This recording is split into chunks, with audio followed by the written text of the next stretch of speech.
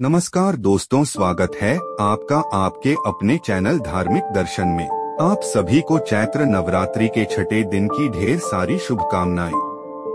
माँ दुर्गा की कृपा और आशीर्वाद आपके और आपके परिवार के सभी सदस्यों पर सदा बनी रहे। नवरात्रि में छठे दिन माँ कात्यायनी की पूजा की जाती है। माता अपने भक्तों पर शीघ्र प्रसन्न होकर उनकी मनोकामनाएं पूर्ण करती है। इनका स्वरूप अत्यंत भव्य और दिव्य है। ये स्वर्ण के समान चमकीली हैं और भास्वर हैं। इनकी 4 भुजाएं हैं। दाईं तरफ का ऊपर वाला हाथ अभय मुद्रा में है तथा नीचे वाला हाथ वर मुद्रा में। माँ के बाईं तरफ के ऊपर वाले हाथ में तलवार है व नीचे वाले हाथ में कमल का फूल सुशोभित है। इनका वाहन भी सिंह है। इनकी उपासना और आराधना से भक्तों को बड़ी आसानी से अर्थ, धर्म, काम और मोक्ष चारों फलों की प्राप्ति होती है। वह इस लोक में स्थित रहकर भी अलौकिक तेज और प्रभाव से युक्त हो जाता है। उसके रोग, शोक, संताप और भय नष्ट हो जाते हैं। जन्मों के समस्त पाप भी नष्ट हो जाते हैं।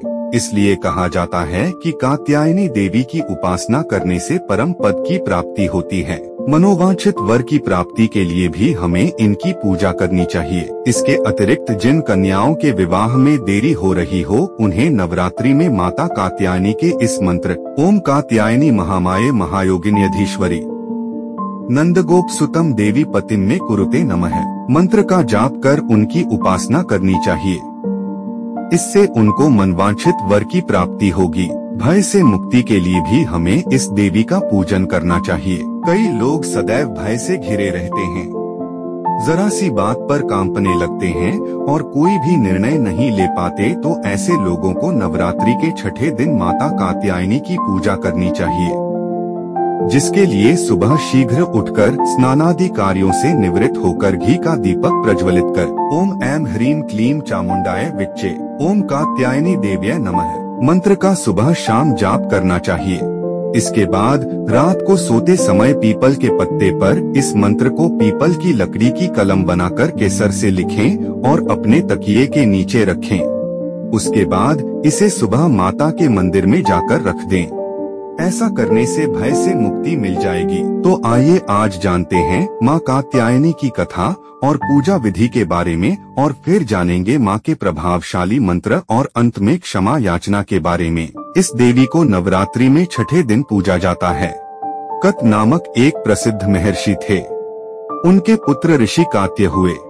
इन्हीं कात्य के गोत्र में विश्व प्रसिद्ध महर्षि कात्यायन हुए थे। इन्होंने भगवती पराम्बा की उपासना करते हुए बहुत वर्षों तक बड़ी कठिन तपस्या की थी। उनकी इच्छा थी कि उन्हें पुत्री प्राप्त हो। उनकी तपस्या से प्रसन्न होकर माता देव ऋषि के सामने प्रकट हुई और बोली, वत्स मैं तुम्हारी तपस्या से अति प्रसन्न हूँ। जो वर मांगना चाहते हो मांगो।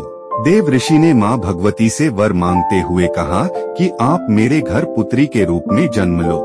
देव ऋषि की बात सुनकर माँ भगवती ने ऐसा होने का वरदान देकर अंतर्ध्यान हो गई। माँ भगवती ने उनके घर पुत्री के रूप में जन्म लिया, इसलिए यह देवी कात्यायनी कहलाई।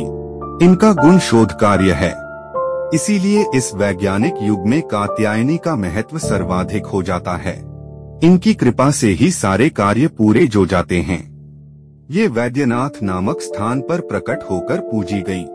माँ कात्यायनी अमोघ फलदायिनी है। कुछ समय पश्चात जब दानव महिषासुर का अत्याचार पृथ्वी पर बढ़ गया, तब भगवान ब्रह्मा, विष्णु, महेश तीनों ने अपने अपने तेज का अंश देकर महिषासुर के विनाश के लिए एक देवी को उत्पन्न किया।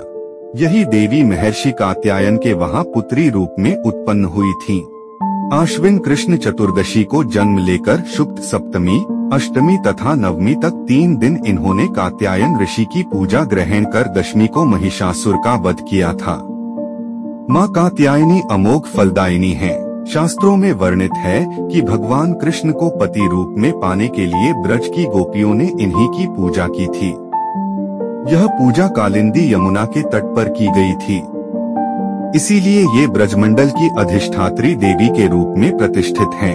गोपियां अपने प्राणप्रियतम श्री कृष्ण को पति रूप में प्राप्त करने के लिए माँ कात्यायनी के पूजन का व्रत आरंभ किया। सारी गोपियां उषाकाल में शय्या त्याग कर एक दूसरे को नाम लेकर पुकारती और एकजुट होकर आपस में गलभियां डालकर ऊंचे स्वर में श्री कृष्ण के गुणलीला और कीर्तन गाती हुई यमुना तट की ओर चल देती। उनमें आपस में ईर्ष्याद्वेष नहीं था। वे श्री कृष्ण के लिए इतनी व्याकुल हो गई थीं कि माता पिता और गांव वालों का भी उन्हें संकोच नहीं रह गया था। उन्होंने अपना कुल, परिवार, धर्म, संकोच सब कुछ भगवान के चरणों में समर्पित कर दिया था। गोपियां यमुना किनारे जाकर यमुना जी में स्नान करती। स्नान के बाद वहीं तट पर बालुका से देवी की मूर्ति बनाती। फिर सुगंधित चंदन, अगरू, कस्तूरी, कुमकुम, अक्षत, पुष्पहार, धूप, दीप, सुंदर पल्लव, फल, नैवेद्य और मणि, मोती, मूंगे आदि चढ़ाकर अनेक प्रकार के बाजे बजाकर बड़े मनोयोग से मां कात्यायनी की पूजा करती। कात्यायनी देवी श्री कृष्ण मंत्राधिष्ठात्री हैं, दुर्गा हैं। गोपियों ने केवल हविष्यान्न खाकर 1 मास तक मां की आराधना की। गोपियां मूंगे की माला से इस मंत्र का 1 सहस्त्र जप करती। कात्यायनी महामाये महायोगिनी अधीश्वरी नंदगोप सुतम देवी पतिन में कुरुते नमः, अर्थात हे कात्यायनी, हे महामाये, हे महायोगिनी, हे अधीश्वरी, आप नंदनंदन श्री कृष्ण को हमारा पति बना दीजिए। देवी, हम आपके चरणों में नमस्कार करती हैं। गोपियों की भक्ति से प्रसन्न होकर मां कात्यायनी की कृपा से स्वयं मनमोहन यमुना तट पर आ पहुँचे। श्री कृष्ण ने गोपियों से कहा, हे बालाओ, तुम सती साध्वी हो, तुम्हारा संकल्प, तुम्हारी कामना मुझे मालूम है, इसलिए तुम अपने घरों को लौट जाओ। तुम मेरी पूजा करना चाहती हो। मेरे साथ विहार करने के जिस उद्देश्य से तुम लोगों ने यह व्रत रखा था और कात्यायनी देवी की पूजा की थी, तुम्हारा वह मनोरथ फलीभूत होगा। भगवान ने गोपियों को कह दिया कि जाओ, तुम सिद्ध हो गई। जिसके लिए तुमने देवी की पूजा की थी वह तुम्हें प्राप्त हो गया। भगवान की बात मानकर व्रज गोपिकाएं अपने घर को लौट गईं। इस प्रकार मां कात्यायनी व्रत के अनुष्ठान से उन्होंने अपना मनोवांछित फल प्राप्त किया। तो प्रेम से बोलिए मां कात्यायनी की जय, मां दुर्गा की जय। अब जानते हैं मां कात्यायनी की पूजा विधि। नवरात्रि की छठे तिथि के दिन स्नान आदि से निवृत्त होकर मां की प्रतिमा या चित्र एक चौकी पर स्थापित करें। सबसे पहले गंगा जल छिड़ककर मूर्ति को शुद्ध कर लें। ध्यान रहे, आपको पीले या लाल वस्त्र धारण करके ही पूजा अर्चना करनी चाहिए। इसके बाद कलश या चित्र की पूजा करने के बाद हाथ में पुष्प लेकर मां दुर्गा और मां कात्यायनी की ध्यान कर पुष्प मां के चरणों में अर्पित करें। मां के समक्ष घी का दीपक जलाएं। इसके बाद माता को अक्षत, कुमकुम, पुष्प अर्पित करें। मां को 16 श्रृंगार जरूर अर्पित करें। इसके बाद 3 गांठ हल्दी की भी चढ़ाएं। इनको पीले फूल और पीला नैवेद्य अर्पित करें। इन्हें शहद अर्पित करना विशेष शुभ होता है, क्योंकि मां कात्यायनी को शहद प्रिय है। इस दिन माता के प्रसाद में मधु का प्रयोग करना चाहिए। पान में शहद मिलाकर माता को भेंट करना उत्तम फलदायी होता है। मां कात्यायनी को विविध प्रकार के फलों का भोग अपनी क्षमतानुसार लगाएं। फिर कूपर और दीपक से माता की आरती उतारें। इसके बाद माता के जयकारे लगाएं और इसके साथ ही आप कात्यायनी माता की कथा, दुर्गा चालीसा, दुर्गा स्तुति या दुर्गा सप्तशती आदि का पाठ करें।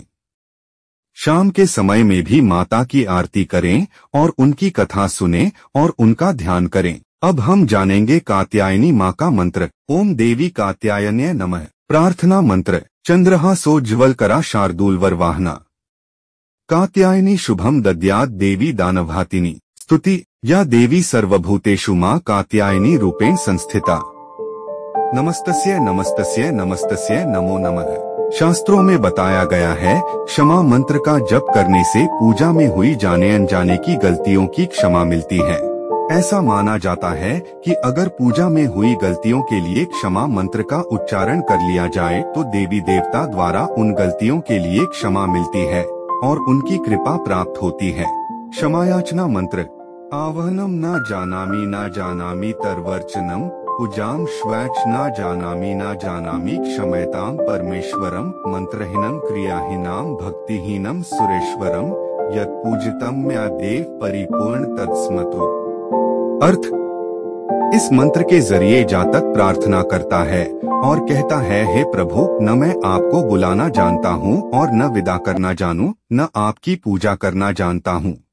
आप अपनी कृपा करके मुझे क्षमा करें। मुझे न मंत्र याद है और न ही क्रिया। मैं आपकी भक्ति करना नहीं जानता। यथासंभव पूजा कर रहा हूँ। कृपा करके मेरी भूलों को क्षमा करें तथा इस पूजा को पूर्णता प्रदान करें। तो दोस्तों, यदि यह वीडियो आपको अच्छी लगी है तो वीडियो को लाइक, कमेंट और शेयर करें, और आप हमारे चैनल में नए हैं तो चैनल को सब्सक्राइब भी जरूर करें ताकि आप ऐसे ही महत्वपूर्ण जानकारी प्राप्त कर सके। धन्यवाद।